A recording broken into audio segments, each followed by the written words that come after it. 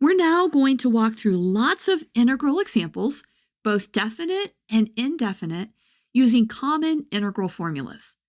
I've included an example of each type that you might encounter. Let's start by going over 3 techniques that you can use for evaluating simple integrals. The first technique is that you can multiply algebraic functions. The second is that you can divide algebraic functions, but you can only do this when the denominator has one term. And then the third one is when you are working with trigonometric functions, and for those, sometimes you need to simplify them with a trigonometric formula. We're going to walk through 4 examples where we are going to evaluate the given indefinite integral, and we'll use these techniques that I just listed. In the first example, we're actually not going to use any of these techniques because I thought it would be good to just start off with a basic one that doesn't involve any extra simplification. For this one, we just have to remember what the formula is. When we integrate a constant, we have to multiply by x, so that's 4x.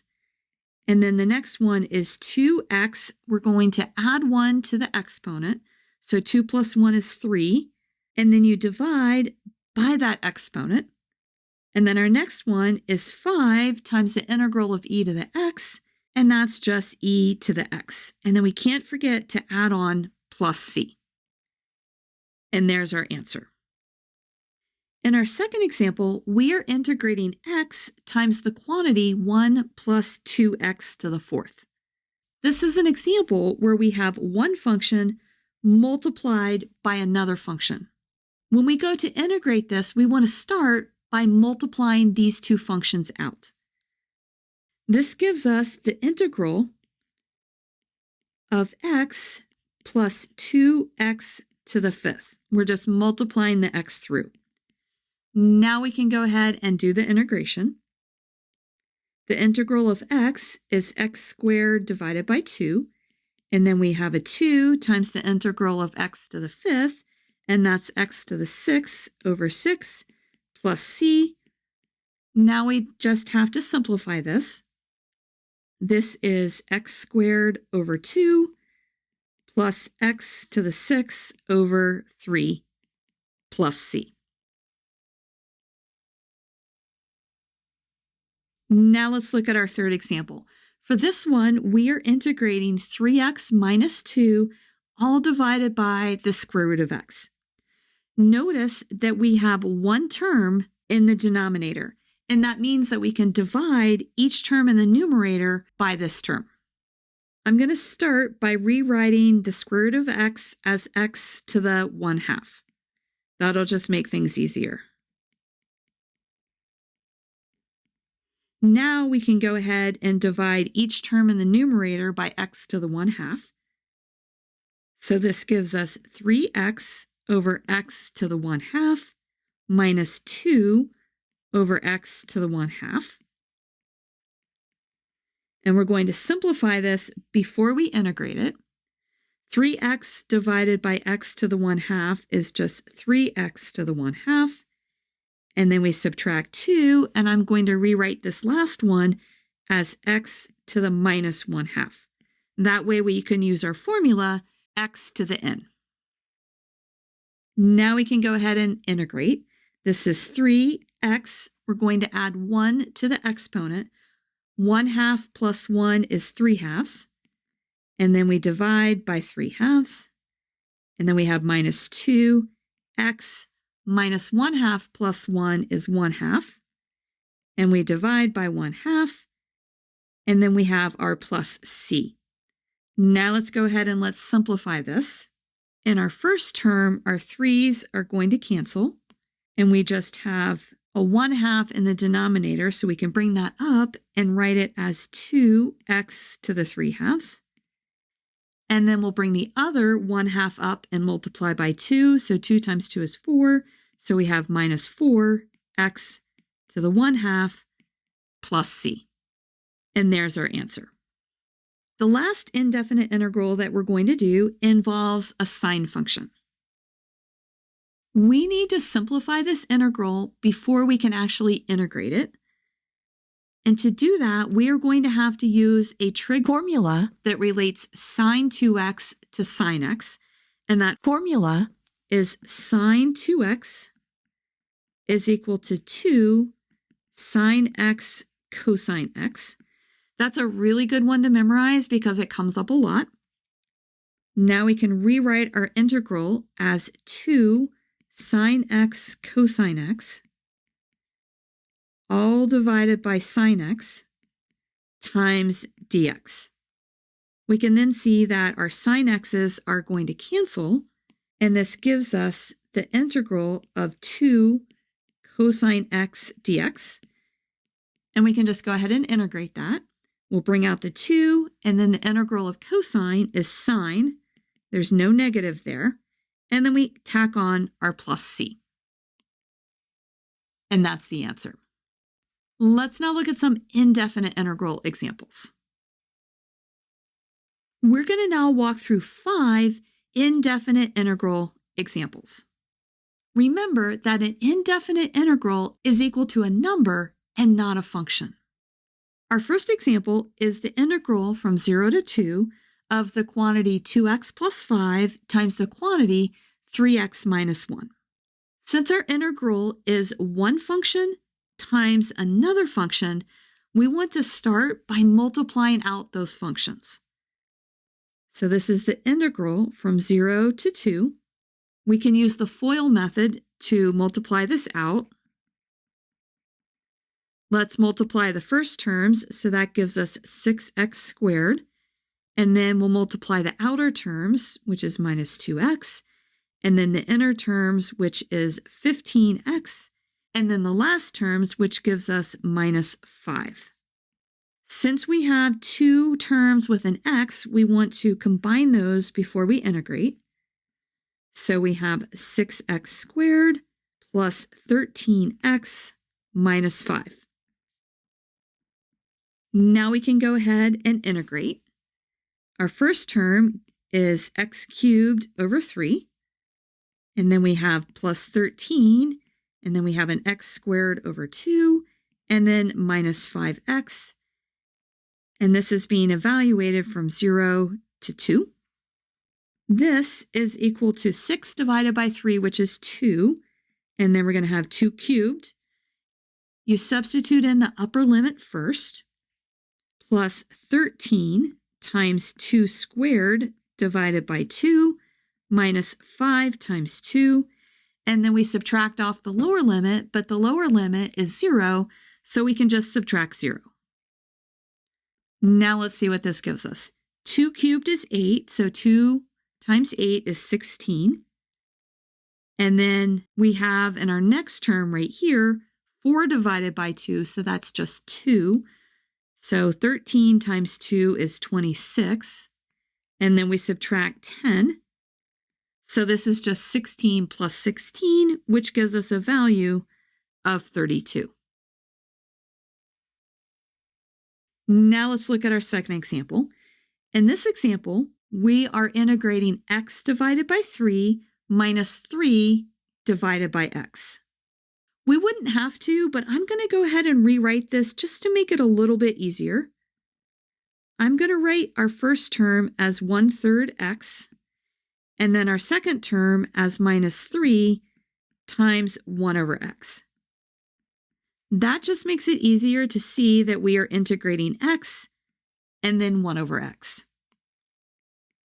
This gives us 1/3 times the integral of x, which is x squared over 2, minus 3 times the integral of 1 over x, which is natural log absolute x.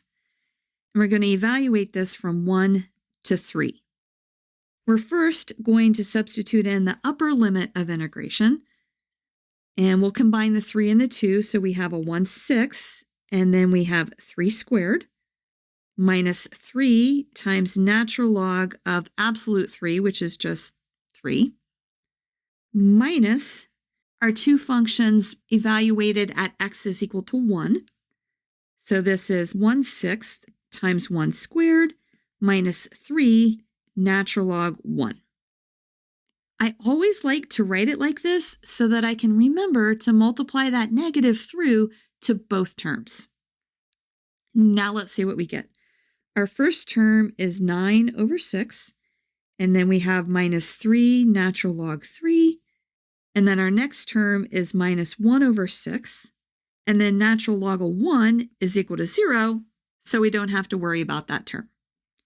9 over 6 minus 1 over 6 is 8 over 6, minus 3 natural log 3, and then let's divide 8 and 6 both by 2, so that gives us 4 over 3 minus 3 natural log 3. And that's our final answer. I've included this next one because I think this one can be difficult. We are integrating 1 plus cosine squared theta divided by cosine squared theta. Whenever I see something like this, I always think, oh, maybe I can use the formula sine squared theta plus cosine squared theta is equal to 1. But then I see that in the numerator, we have 1 plus cosine squared theta, not 1 minus cosine squared theta. So using that formula is not going to help. Then I look at it again and I say, oh, we just have one term in our denominator. So what we can do is we can rewrite what we're integrating and divide each term in the top by cosine squared. Let's see what this gives us. This is the integral from 0 to pi over 4 of 1 divided by cosine squared theta plus cosine squared theta, all divided by cosine squared theta d theta. Now let's simplify this. 1 divided by cosine squared theta is secant squared theta. And then cosine squared divided by cosine squared is 1. And now we can integrate each of these terms separately. The integral of secant squared is tangent theta. You can always think when you're doing this type of problem, what function do I take the derivative of to get secant squared? And that function is tangent. And then the integral of 1 is just theta. And we're evaluating between 0 and pi over 4. This gives us tangent pi over 4 plus pi over 4 minus tangent of 0 minus 0. Tangent of 0 is equal to 0 because it's sine over cosine and sine of 0 is 0. Tangent of pi over 4 is equal to 1, and then we add pi over 4. So our final answer is 1 plus pi over 4. Let's look at our fourth example. We are integrating 1 divided by the square root of 1 minus x squared. This is an integral where you can only evaluate it by knowing the formula. This integral is equal to the inverse sine of x, and we're going to evaluate that from 0 to 1/2. This gives us the inverse sine of 1/2 minus inverse sine of 0. You want to remember that an inverse trigonometric function is just an angle. So the inverse sine of 1/2 is an angle whose sine is equal to 1/2. So if you think about the unit circle, the angle whose sine is equal to 1/2 is pi over 6. So we have pi over 6 minus the angle whose sine is equal to 0, and that is going to be 0. So we subtract off 0, and we get an answer of pi over 6. Now let's look at example 5. We are integrating the absolute value of sine x. What we have to do for this problem is we have to break up the integral into where sine is positive and where sine is negative. Over here on the right, I have drawn the unit circle, and we have to think about sine. Sine is going to be positive in this quadrant, and then negative in quadrant 3 and quadrant 4. We're integrating from 0 to 3 pi over 2. So let's mark this 0, pi over 2, pi, and 3 pi over 2. We can now break up our integral into the first piece where sign is positive, and that is going to be from 0 to pi, and we have plus sine x dx. And then we have the piece where sign is negative, and that is from pi to 3 pi over 2, and we're going to integrate minus sine x dx. Now we just have to integrate. The integral of sine is minus cosine. So we have minus cosine x from 0 to pi. And then we have a minus the integral of sine, which is minus cosine. So we have to be really careful here with our negatives. And that goes from pi to 3 pi over 2. This gives us minus cosine of pi minus cosine of 0. And then we have plus cosine 3 pi over 2 minus cosine at pi. Cosine of pi is -1, so we have minus -1. And then we have plus cosine of 0, which is 1. And then we have plus cosine 3 pi over 2, which is 0. And then we have minus cosine of pi, which is -1. So this gives us 1 plus 1 plus 1 for an answer of 3.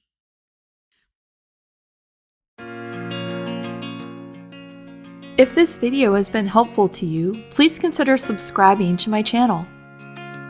Keep believing in yourself and have a great rest of your day.